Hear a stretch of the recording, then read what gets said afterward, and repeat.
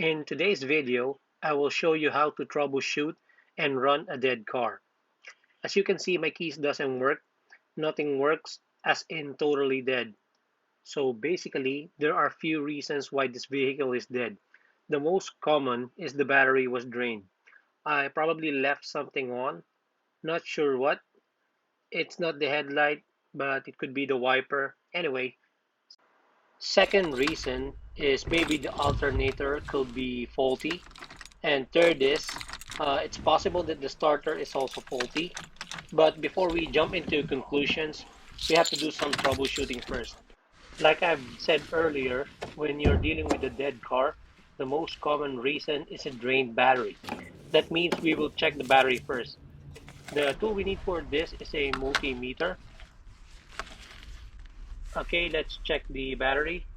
As you can see, the reading is 2 volts, 2.38.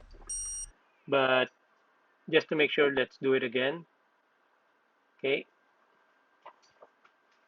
the reading is still 2.38.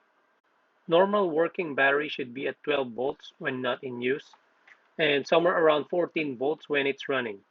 The tool we need for this is this guy, NoCo Genius Boost GB40 Jump Starter.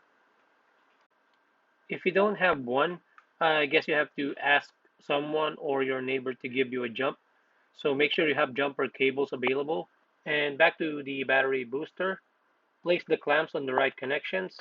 Black is negative and the red is positive. Anyway, it is color coded so you can't go wrong with it. If both clamps are connected, the light should be chasing like a sequential lights as it's charging the battery. If the LED light stays on but doesn't chase, it means that the voltage of the battery is too low. The jump starter can't detect it, so you have to do a manual override. Press and hold the small button with the exclamation point, then release it once the chasing light starts.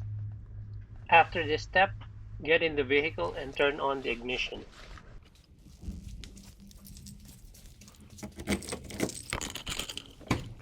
Well, that's a good sign. The interior light turns on.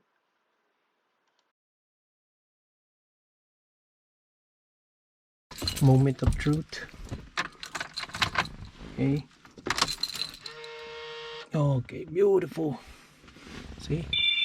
And then I'll turn on the light. So basically, the problem was already solved. I just have a drained battery. So that one, press the brake and then turn on the ignition. Oh, yes.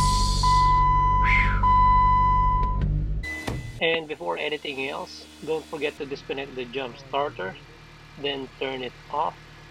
And that is all for this video. I hope you like it. And if you do, please don't forget to comment, like, and subscribe. Your support goes a long way. Thanks.